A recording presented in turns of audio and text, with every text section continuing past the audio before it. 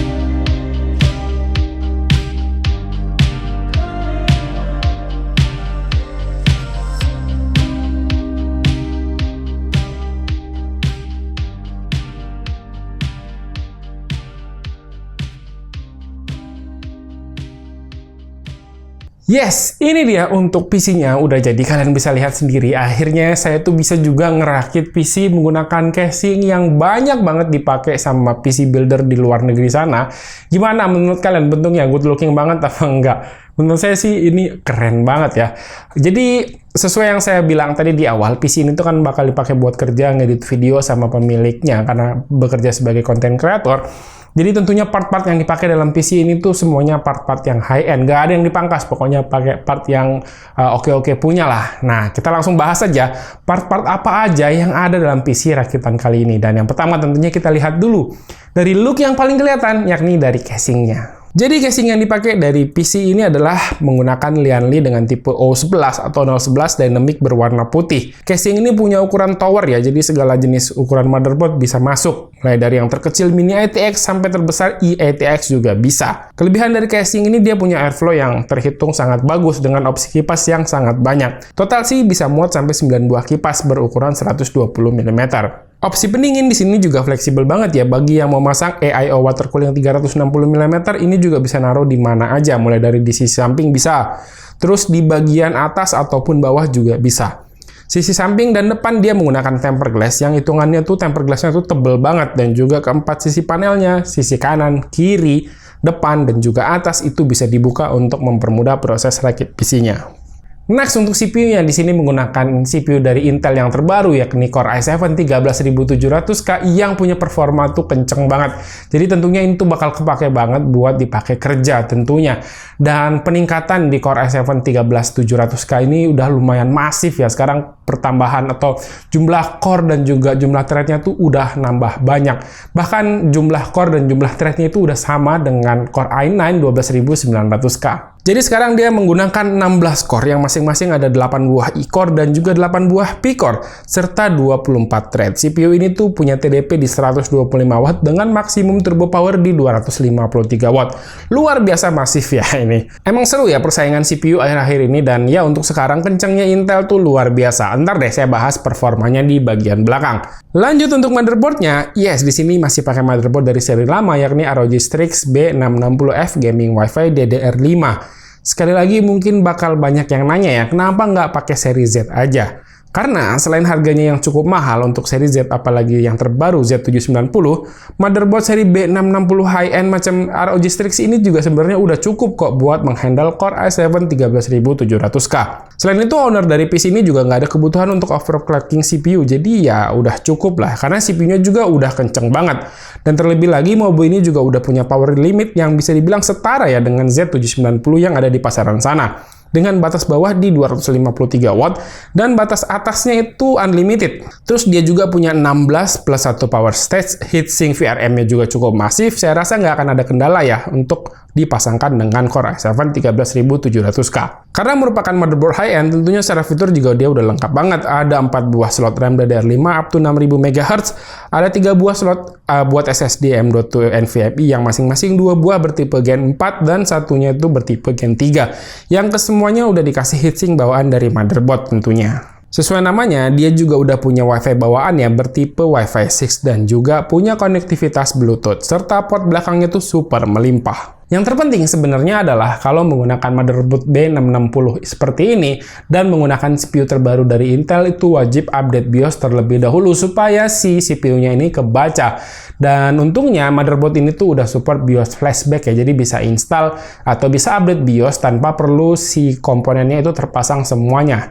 Beda kalau misalnya kalian menggunakan motherboard B660 yang tidak ada BIOS flashback-nya, itu bakal harus minjem dulu CPU Gen 12, update BIOS-nya baru bisa dipasang ke CPU Gen 13-nya. Sementara itu, untuk RAM DDR5 di sini dipilih menggunakan Kingston Fury Beast RGB 2x16GB DDR5 dengan speed di 5600 MHz dengan CL yang bisa dibilang cukup rapat di CL36.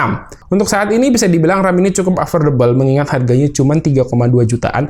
Kita udah dapetin RAM DDR5 yang support RGB dengan speed yang lumayan tinggi di CL yang rapat juga. Di harga segini biasanya beberapa merek itu masih menggunakan CL yang lebih tinggi sekitar CL40. Nah, untuk mendinginkan CPU-nya, yang kemarin-kemarin kan sempat heboh tuh CPU AMD Ryzen 7000 series panas banget. Dan ternyata di Intel Gen 13 ini nggak kalah panas. Jadi di sini untuk memaksimalkan kinerja CPU, dipilihlah menggunakan AIO water cooling 360 mm dari brand Deepcool dengan tipe LS720. Jadi AIO water cooling ini terbaru dari Deepcool ini merupakan AIO water cooling yang kastanya tuh tertinggi yang dipunya sama Deepcool saat ini. Dia menggunakan radiator berbahan aluminium dan didinginkan dengan 3 buah kipas yang berukuran 120 mm. Sementara untuk bagian heat spreader-nya menggunakan bahan tembaga tentunya yang sangat baik menghantarkan panas. Oh ya, dalam paket penjualannya kita udah dikasih thermal paste pre-apply, jadi bisa langsung pasang aja di CPU-nya. Tapi kalau kalian consider mau ganti thermal paste ke yang lebih bagus misalnya, jangan lupa untuk bersihkan terlebih dahulu thermal paste bawaannya. Untuk support soketnya udah sangat lengkap ya, baik yang Intel maupun yang AMD. Berikutnya untuk graphic card, karena PC ini tujuannya adalah digunakan untuk bekerja sebagai alat untuk editing video, jadi VGA di sini pemilihannya cukup krusial dan pilihannya jatuh kepada RTX 3070 dari brand Asus dengan tipe Asus TUF Gaming. Secara fisik, VGA ini tergolong cukup tebal, terus berat juga, karena di bagian belakang dia udah menggunakan backplate berbahan metal. Terus untuk kipasnya di sini pakai 3 buah yang baru akan berputar ketika suhu VGA ada di atas 50 derajat Celcius. Terus untuk arah putar kipasnya, yang bagian tengah itu berbeda sendiri, dia tuh berlawanan dibandingkan dengan sisi yang kanan dan juga yang kiri. Untuk bagian konektivitasnya juga lumayan banyak, total ada 5, 3 buah DisplayPort untuk 1.4, dan 2 buah HDMI 2.1. Oh ya, keuntungan pakai motherboard dan VGA dari satu merek seperti ini, ketika ada RGB-nya itu lebih mudah untuk kontrol RGB-nya. Cukup menggunakan satu aplikasi aja, yakni Armoury Crate. Lanjut untuk penyimpanan, karena komponen yang dipakai di PC ini semuanya udah high-end, tentunya SSD-nya juga dipakai yang paling kencang, yang paling canggih yang bisa kalian temui di pasaran saat ini, yakni menggunakan Samsung 980 Pro 1TB. Jadi SSD ini punya speed read up to 7000 Mbps, atau di sini realnya sekitar 6800 Mbps. Nggak jauh lah dari klaimnya.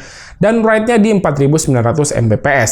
SSD kenceng ini akan sangat membantu flow kerja dari pemilik PC ini ketika proses editing dan juga rendering video. Lalu untuk kipas-kipasnya di sini diisi full ya, sesuai dengan kapasitas maksimal dari casing Lianli 011 Dynamic dengan total 9 kipas, yakni 3 kipas bawaan dari AIO water cooling, dan sisanya 6 lagi menggunakan kipas dari Deepcool dengan tipe CF120+.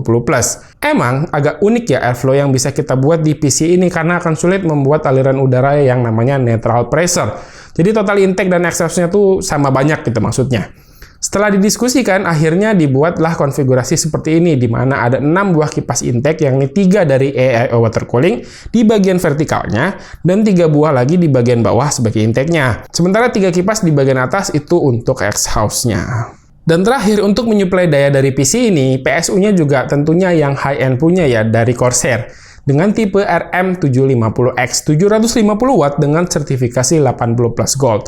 Terus PSU ini tuh bertipe fully modular, jadi kita bisa pasang kabel apa aja yang dibutuhkan, dan tentunya dia punya segudang fitur. Salah satunya adalah Zero RPM mode, jadi kipas dari PSU-nya ini itu nggak akan muter ya kalau load PC-nya sedang rendah. Jadi kita bisa expect noise-nya tuh akan sedikit lebih berkurang. Dan ya itu dia tadi part-part yang dipakai dalam PC rakitan kali ini, dan overall saya tuh sangat puas ya merakit PC kali ini karena part-part yang dipakai itu semuanya high-end gitu, rasanya tuh kayak enak banget gitu. Dan ya sekarang kita coba ukur dulu performa dari PC ini. Yang pertama kita akan coba tes menggunakan tes sintetis. Untuk yang pertama adalah Cinebench R23 untuk mengukur gimana performa dari CPU Core i7 13700K ini. Jadi di sini performa multicore dari Core i7 13700K ini dapatin nilai di 29.551 poin, yang udah sangat berasa jauh banget improve-nya dibandingkan dengan 12.700K. Dan bahkan kalau dibandingkan dengan generasi terbaru AMD sekalipun, yakni Ryzen 7 7700X, ini tuh berdasarkan data yang saya kumpulkan ya. Karena sampai saat ini saya belum pernah pegang dan rakit Ryzen 7 7700X, ini tuh masih cukup tertinggal jauh, sekitar 47%-an. Ini tuh luar biasa ya. Ryzen 7 7700X ini lebih kurang sepadannya dengan Core i7 12700. Sementara untuk single core-nya 13700K ini dapatin skor di angka 2103 poin, yang juga masih terpaut cukup jauh ya dibandingkan dengan Intel generasi sebelumnya ataupun dengan Ryzen 7 7700X. Oh ya, untuk power limitnya di sini nggak saya ubah sama sekali, jadi ngikutin seperti yang udah saya infokan di awal, dan settingannya ya by default aja sesuai dengan bawaan motherboardnya. Ini bisa dilihat di sini, CPU package power-nya bisa tembus sampai 295 watt, luar biasa. Bisa disimpulkan penggunaan motherboard B660 di sini tuh nggak ada masalah sama sekali. Ya karena motherboard B660-nya juga kan yang tipe high-end. Nggak tahu ceritanya kalau pakai B660 yang versi biasa. Pemilihan CPU ini untuk kebutuhan editing video, bikin animasi di After Effects itu rasanya udah sangat tepat ya. Selain dia punya jumlah core dan juga jumlah thread yang lebih banyak, performance per core-nya juga ini tuh luar biasa, kenceng banget. Terus gimana dengan suhunya? Ini yang emang luar biasa. Tampaknya suhu di CPU tahun-tahun ini akan berasa panas, termasuk di Core i7 13700K ini. Dengan load maksimal di Cinebench R23, suhunya tembus sampai 100 derajat Celcius, dan tentunya udah terjadi thermal throttling ya. Padahal di kondisi idle itu sebenarnya suhunya cuma 34 derajat aja loh. Mungkin harus cari CPU cooler yang jauh lebih mahal kali ya, biar bisa nahan dari si Core i7 13700K ini. Tapi pertanyaannya, apakah suhu seperti ini akan jalan terus-terusan gitu ya? Tentu jawabannya enggak, karena kalau idle itu di sekitar 34 derajat, dipakai buat browsing naik sekitar 50 derajat Celcius, buat gaming FIFA juga setengah jam maksimal cuma 72 derajat, dan baru akan naik tinggi sekitar 98 derajat Celcius saat dipakai render video di Premiere Pro dengan video 4K. Jadi sebenarnya ya akan jarang-jarang juga ya nyentuh suhu setinggi ini. Sementara itu, untuk performa RAM DDR5 yang dipakai di PC ini, saya uji menggunakan AIDA 64 Extreme. Di sini punya speed memory copy yang cukup signifikan perbedaannya jika dibandingkan dengan DDR5 5200 MHz yang juga dari Kingston Fury. Di versi 5600 MHz ini punya kecepatan memory copy sebesar 78.000 Mbps berbanding 69.000 Mbps versi yang 5200 MHz CL40. Dan untuk latensinya tuh dapat di sekitar 73,3 nanosecond berbanding 81 nanosecond untuk yang versi DDR5 5200 MHz CL40. Dan terakhir, karena PC-nya di sini dipakai buat kerja, jadi saya nggak ada tes gaming. Saya coba render video aja. Di sini biasa yang saya pakai adalah video berdurasi 5 menit 54 detik dengan file video asli di 4K, render ke resolusi 2K di 30 fps. Hasilnya PC ini menyelesaikan dalam waktu di bawah 2 menit dan jadi rekor tercepat dari seluruh PC yang pernah saya rakit dengan durasi 1 menit 37 detik aja.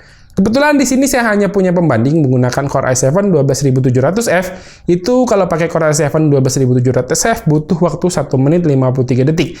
Yang artinya Core i7 13700K ini lebih cepat sekitar 15%. Dan untuk konsumsi dayanya, dengan performa sekencang ini tentu saja PC ini akan menjadi sahabat PLN sekali ya.